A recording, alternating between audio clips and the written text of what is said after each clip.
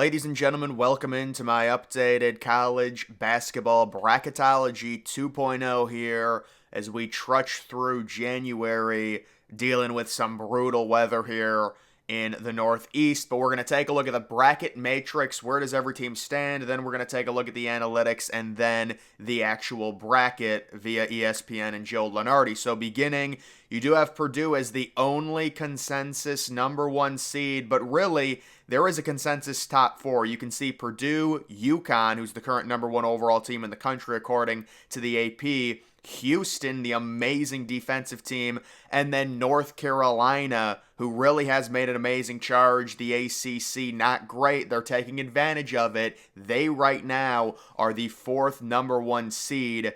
And again, those top four you can see in terms of their rankings, they are agreed upon. You look at North Carolina versus Arizona, and especially now with Arizona losing that game late last night, they likely will drop back probably to the back end of the two line. They suffered like their fifth loss. You do have Tennessee, very solid team. They've had a really, really impressive run recently. Tennessee has. Kansas kind of been maybe a little bit of a letdown, but still sitting on the two line. And then how about Wisconsin sneaking up to the two line? I do expect Wisconsin to drop several games in February. I think by the time the tournament comes around, they're a 4 or a 5. But right now, they're the last two. You do have Marquette, kind of been uneven this year, sitting right at the top of the 3 line, along with Auburn, Baylor, and Kentucky. Kentucky amazing on offense, horrible on defense, really bipolar team, very fun to watch, but they did get crushed recently. They're just very inconsistent. Creighton sitting on the 4 line. Creighton and Marquette are very similar this year. They're not nearly as good as people thought they were going to be, but Creighton recently has been a little bit better. Illinois also on the 4 line. Dayton making a charge out of the A10, playing really good basketball recently, taking advantage of a weaker conference. We remember Dayton back in 2020, possibly a number one seed, and then the pandemic cancels the tournament, and then Duke also sitting on the 4 line, kind of had a letdown of a year, but if they turn it on, they could very easily finish as a 2 seed. In my opinion, you do have Oklahoma as a 5 seed. I think Oklahoma is a fraudulent team. The two teams that I would say that I'm looking at right now, Wisconsin and Oklahoma, I think are going to drop back significantly. BYU sitting on the 5 line. It's tough with the Big 12 conference. It's a meat grinder. They're trying to get through it their first year in it. Alabama, crazy team, really hard non-conference schedule. That's why their record is what it is, but the analytics love Alabama even with all of the losses. I would expect Alabama, if they can continue to win in SEC play, they're going to move to a 3 or a 4. They really deserve it. They just had a really hard non-conference schedule and lost some close games. You do have San Diego State from the Mountain West also sitting on the 5 line. There's been a lot of talk of the Mountain West possibly getting 5, maybe even 6 teams in the tournament. Iowa State, amazing team at home. They're on the 6 line. Colorado State, another Mountain West team. They've been inside the AP Top 25 this year. You do have Clemson, uneven. They've had some issues recently. They're trying to right the ship. They got a big win last Saturday. Utah on the 6 line. The analytics do like Utah a lot. Who did Utah beat like 99-43 or something? They bludgeoned the team. But yeah, it is good to see Utah basketball be good for once and relevant. And how about Utah State right next to Utah? What a rivalry. Another Mountain West team. Utah State's had a really good year too. Florida Atlantic, very strange team. We know they made the Final Four. It's been very, they're losing like quad 3, quad 4 games. I think they're going to lose in the first round personally if they get a 7v10 matchup. They're way too inconsistent. Memphis, very underrated. I think Memphis should be a 4 or a 5 seed. And then Texas Tech out of the Big 12. Moving on to the 8 seeds, Villanova. I think Villanova's a dud. Texas A&M, these 8 seeds for me, they really don't do it. Outside of maybe St. John's, you also do have Seton Hall. The 9 seeds, Mississippi State, Michigan State. All right, if I'm a 1 seed, I do not want to face Michigan State or New Mexico. New Mexico is very good as well. TCU also on the 9 line. You do have Nebraska sitting in the tournament right now. They got a big win recently over Ohio State at home. That was a bubble matchup. Nebraska won it. and now Ohio State's on the outside. Boise State, another Mountain West team there. South Carolina and Ole Miss. I said Ole Miss was going to fall off. They're already down to a 10 line. I think they're going to miss the tournament outright. Northwestern barely making the tournament. They are on the 11 line. St. Mary's, after the terrible start, they're trying to resurrect themselves. They've got winnable games in the West Coast Conference. Kansas State, Cincinnati, both in the tough Big 12, and then Princeton out of the Ivy, possibly in as an 11 seed. Amazing. You do have Wake Forest as a 12 seed, Oregon also sitting as a 12 seed, along with Grand Canyon. Grand Canyon has a crazy good record. I mean, it's an easy conference. Indiana State, McNeese, both as 12 seeds. Yeah, these teams have really good records. And then you can see the auto bids. App State, Sanford, they've had a really good year. UC Irvine, Akron would come from the MAC. Louisiana Tech, Drexel. Remember when Drexel was a 16 seed and they faced Illinois when Illinois was a 1 seed?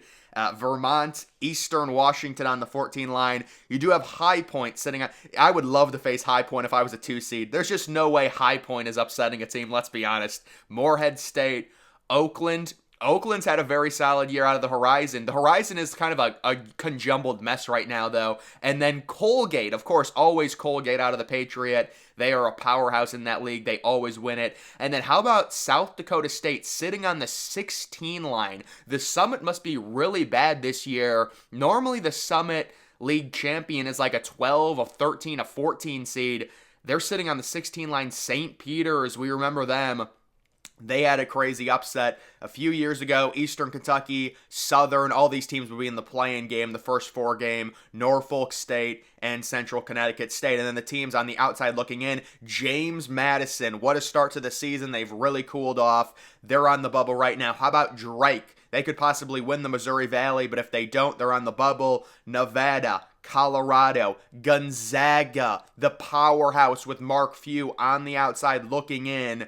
You do have Providence. How about Texas on the outside right now, even after their big win against Baylor? Syracuse, Miami. They've had some crazy deep runs, but they've been really inconsistent this year in the ACC. Ohio State really treading water right now, really struggling. Virginia, the defensive team, Florida, and then Virginia Tech. Let's look at the analytics. You can see right now Houston graded out as the number 1 overall team in college basketball based off of their crazy defense, 17-2. You do have Purdue coming at the number 2 overall team. So I do think there are going to be a lot of people that pick Purdue to win March Madness outright. And the reason is because of Virginia. Now, if you remember Virginia, they lost to a 16 seed. The next year they come back and they win the entire thing. I think there's going to be a lot of comparisons to that. Get ready for it. Auburn, wow, sitting as the number 3 overall team in terms of the analytics. Boy, the analytics love the SEC. Auburn, Tennessee, and Alabama with 6 losses. The next 3 teams, Arizona, even after their loss, sitting at 14-5 analytically, still very highly thought of. Here's an interesting one, Iowa State. Now, Iowa State had a horrifically bad non-conference schedule, and they crushed everyone. So they were able to build up like really good analytics because of how badly they won, but the margin of victory, and they graded out as like 100 on all their games early. But they're sitting at number 7. UConn all the way down at number 8. I think UConn, they might be out in the second round. Especially after winning it all last year. I'm just not feeling UConn this year. North Carolina sitting at 9 here. BYU holding strong at 10. Illinois. How about Michigan State? 7 losses, but sitting at number 12. A lot of people going to be picking Michigan State as like a 6 or a 7 seed to go deep into the tournament. St. Mary's, a number 13 team right now. They're 6-0 in conference. They're on a roll. They've got the number 3 overall defense. Teams like that, that's risky, though, because they've got the 63rd offense, the 3 defense. When tournament play happens, those teams tend to lose early when they've got a bad defense. Marquette at number 14. Wisconsin, they've got a very efficient offense, surprisingly, at number 15.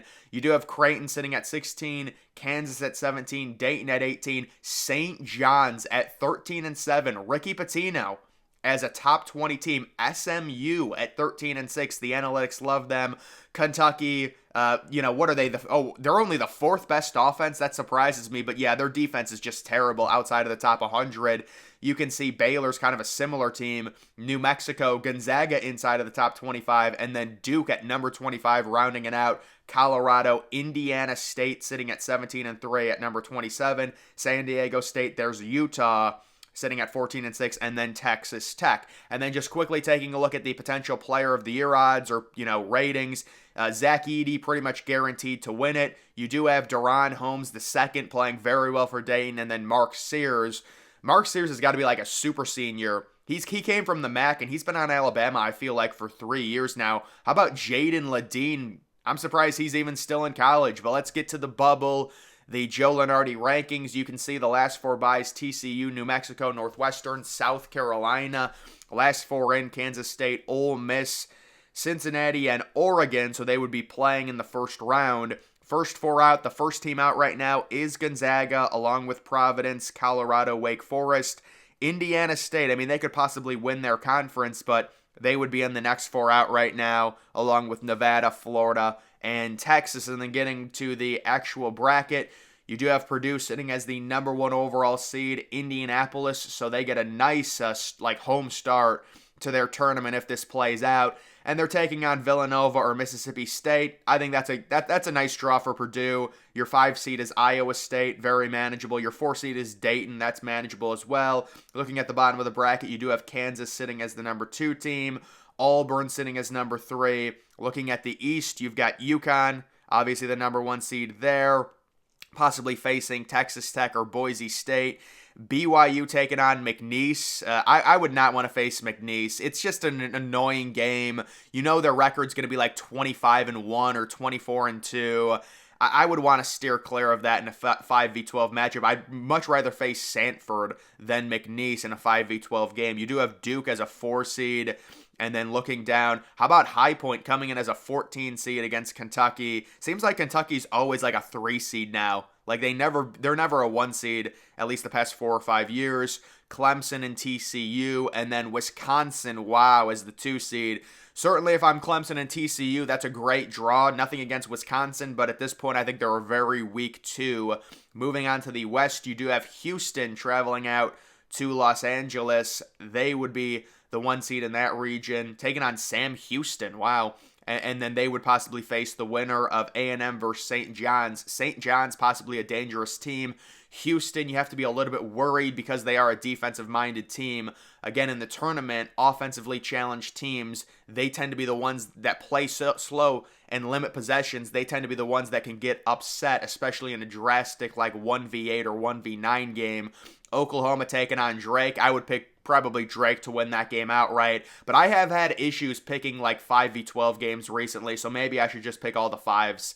No, I'd probably pick Drake there.